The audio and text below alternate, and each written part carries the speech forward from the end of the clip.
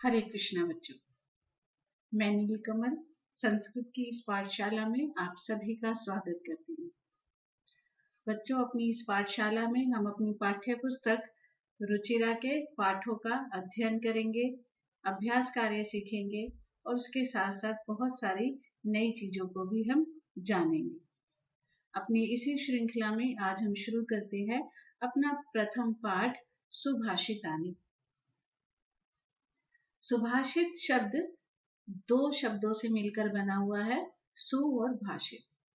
सु का अर्थ होता है सुंदर या मधुर और भाषित का अर्थ होता है वचन। तो सुभाषित का अर्थ हुआ सुंदर और मधुर वचन। अपने इस पाठ में हम ऐसे ही सुंदर और मधुर वचनों का अध्ययन करेंगे। हमारा पहला श्लोक है, पृथिव्याम त्रीणि रत्नानि जलम अन्नम सुभाषितम मूढ़ै पाषाणखंडेषु रत्न संज्ञा विधीयते। इसका अन्वय देखेंगे। अब आप सोचेंगे कि अन्वय क्या होता है। अन्वय के द्वारा हम शब्दों को इस क्रम से लिखते हैं बेटा कि जो श्लोक में जो भाव है, जो अर्थ है, जो हमें समझाने का प्रयास किया जा रहा है, वो हम अच्छे तरीके से, अच्छे प्रकार से समझ सकें। पृथिव्याम त्रीणि रत्नानि सन्ति जलम अन्नम सुभाषितम परम मूढ़ै पाषाणखंडेषु रत्न संज्ञा विधीयते। पृथिव्याम पृथ्वी पर त्रीणि तीन रत्नानि रत्न हैं। पृथ्वी पर तीन रत्न हैं, पानी, अन्न अनाज, सुभाषितम और सुंदर वचन। परम परंतु मूढ़ै मूर्खों के द्वारा पाषाण खंडेशु पत्थर के टुकड़ों को रत्न संज्ञा विधीयते रत्नों का नाम दिया जाता है। हम रत्न किन्हें कहते हैं? हीरा, मोती, माणिक्य, हम सब इनको क्या कहते हैं कि ये रत्न हैं। लेकिन उन्होंने बताया हमें श्लोक के माध्यम से कि वास्तव में रत्न क्या है? पानी, अनाज और सुभाषित सुंदर वचन, क्योंकि इनके बिना तो जीवन असंभव है।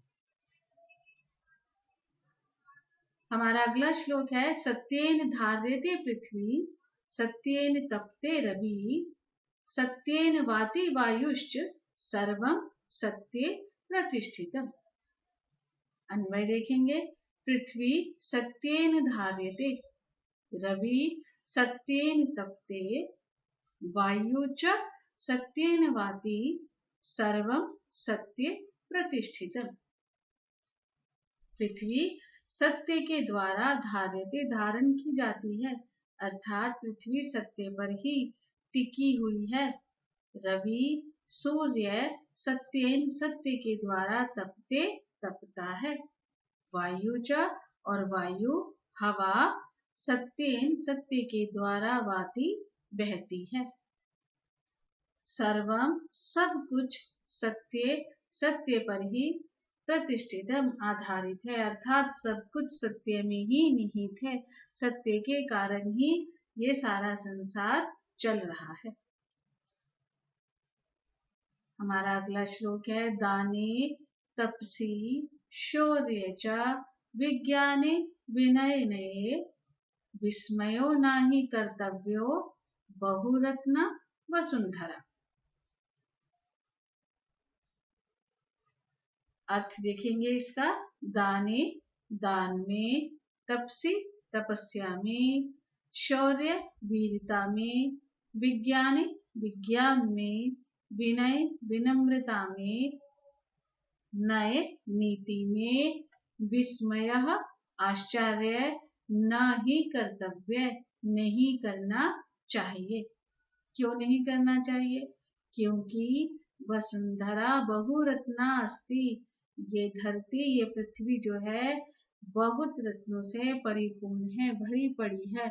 तो जब हम देखते हैं दान, तप, शौर्य, तो हमें बड़ी, कुछ लोगों को बहुत हैरानी होती है कि भारत भूमि पर इतना सब कुछ है। वो कहते हैं कि नहीं, इन सब में हमें आश्चर्य नहीं करना चाहिए, क्योंकि ये जो धरती है, ये जो वसुंधरा है, ये तो और भी बहुत रत्नों से परिपूर्ण है।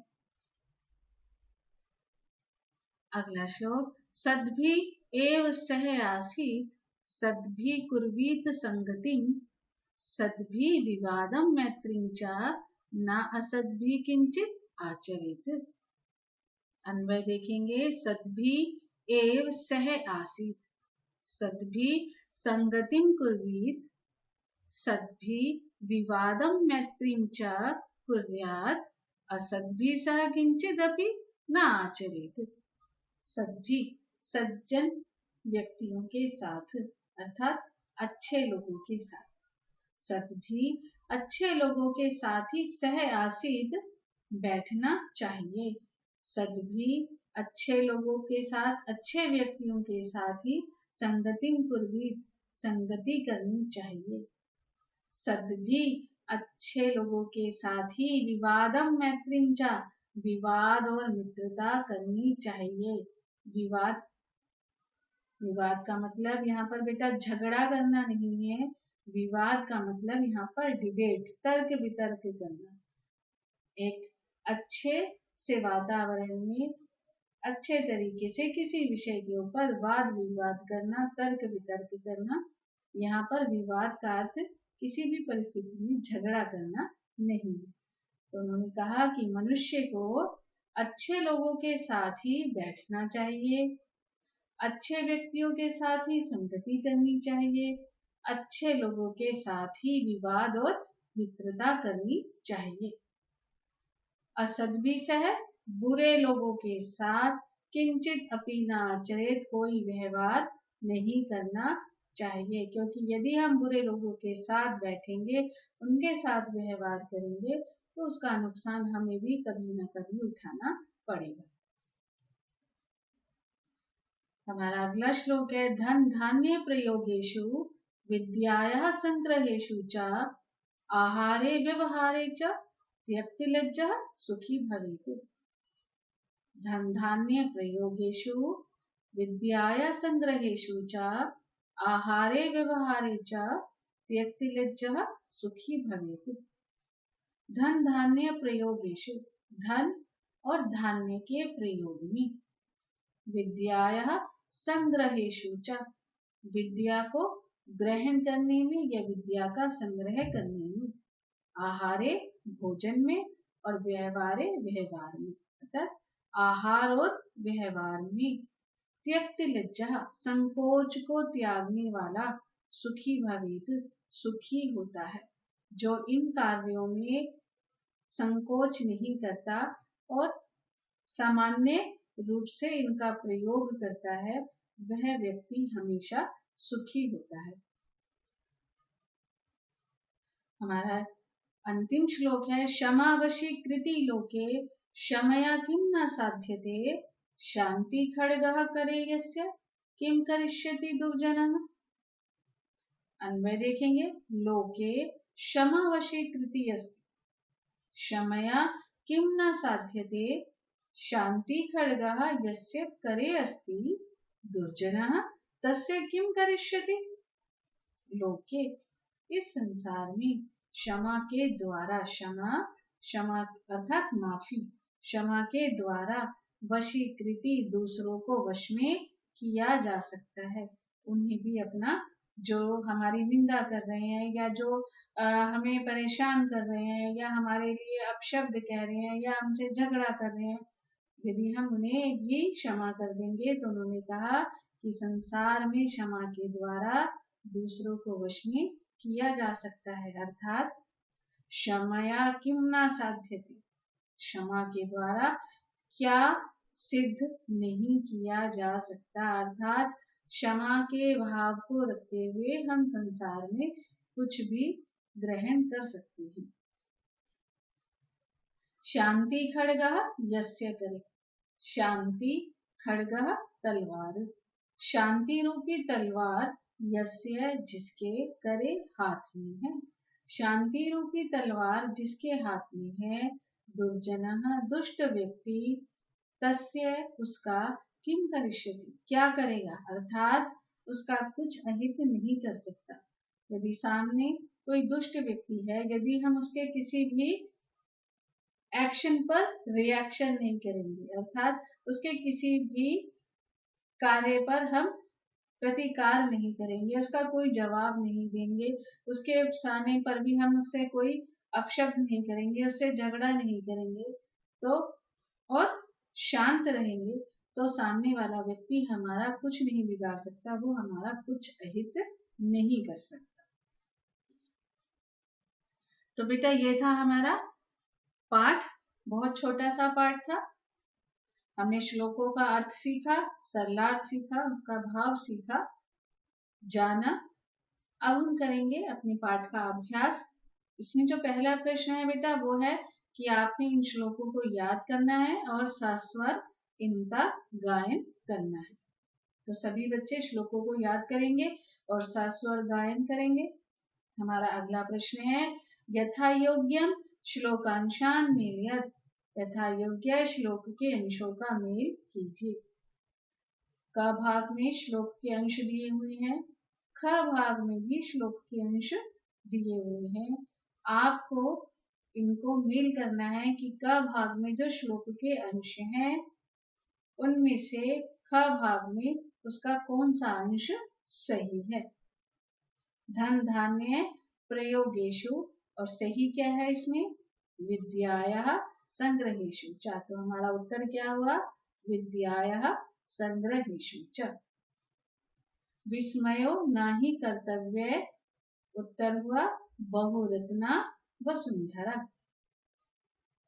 सत्येन धार्यते पृथ्वी, उत्तर होगा सत्येन तपते रवि। सद्भि विवादम मैत्रीं च, और हमारा उत्तर होगा ना असद्भि किंचित आचरेत्।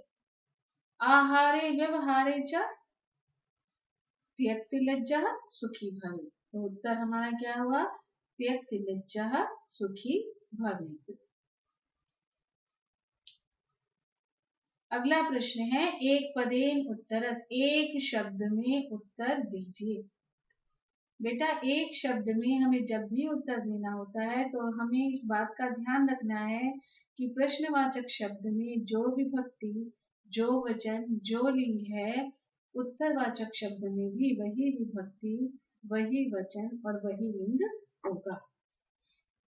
हमारा पहला प्रश्न है पृथिव्याम कति रत्नानि, पृथ्वी पर कितने रत्न हैं। यहाँ पर संख्या पूछी जा रही है। जब कति शब्द किसके लिए आता है, संख्या के लिए, जब संख्या पूछी जाती है। तो यहाँ पर हमसे केवल मात्र संख्या पूछी जा रही है। हमने पहले ही श्लोक में पढ़ा था कितनी है, त्रीणि। तो हमारा उत्तर होगा त्रीणि। मूढ़ै कुत्र रत्न संज्ञा विधीयते, मूर्खों के द्वारा कहाँ रत्नों का नाम दिया जाता है, कहाँ, पाषाण खंडेशु। पृथ्वी केन धार्यते, पृथ्वी किसके द्वारा धारण की जाती है।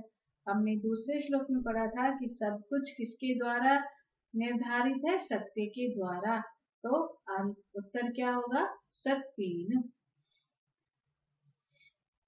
कई संगति कुर्वीत, किसके द्वारा या किसके साथ संगति करनी चाहिए। हमारा उत्तर है सद्भि। लोके वशीकृति का, संसार में वश में करने वाली क्या है, हमारा उत्तर है क्षमा। रेखांकित पदानि अधिकृत्य प्रश्न निर्माणम कुरुत, रेखांकित शब्दों को आधार बनाकर प्रश्नों का निर्माण कीजिए। अब फिर से वही चीज, अब हमें उत्तर दिए हुए हैं और अब हमें प्रश्नों का निर्माण करना है।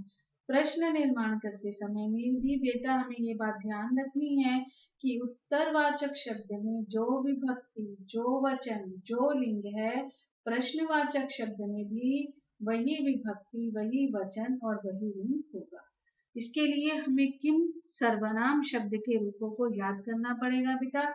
किम सर्वनाम पुल्लिंग शब्द, किम सर्वनाम स्त्रीलिंग शब्द और किम सर्वनाम नपुंसकलिंग शब्द।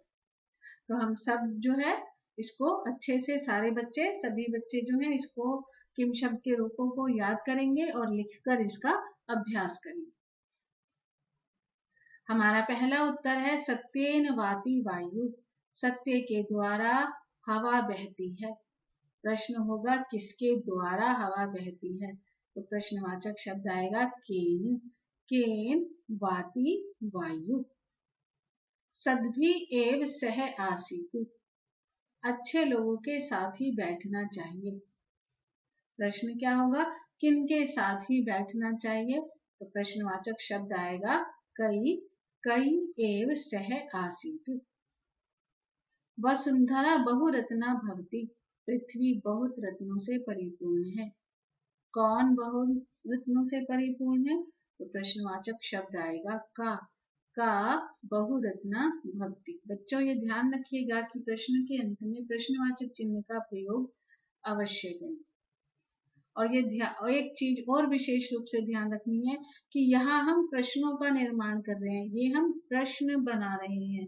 बहुत सारे बच्चे क्या करते हैं कि ऊपर भी हमें उत्तर दिया हुआ है और नीचे जब हम प्रश्न निर्माण करते हैं तो हम उसको भी उत्तर ही लिख देते हैं। उत्तर किसके द्वारा हवा बहती है, नहीं बेटा ये उत्तर नहीं है, ये प्रश्न है। हम प्रश्नों का निर्माण कर रहे हैं। ऊपर देखिए हमसे क्या कहा जा रहा है कि प्रश्नों का निर्माण करना है, आपको प्रश्न बनाने हैं, ये उत्तर नहीं है। तो हम इसे क्या लिखेंगे, प्रश्न, और प्रश्न के अंत में प्रश्नवाचक चिन्ह का प्रयोग करेंगे।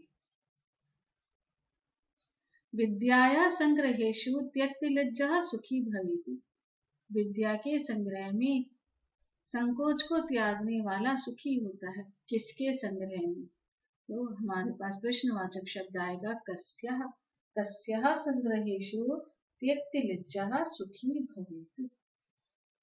सद्भि मैत्रीं कुर्वीत, अच्छे लोगों के साथ मित्रता करनी चाहिए। प्रश्नवाचक शब्द क्या आएगा, कई। कई किम कुर्वीत।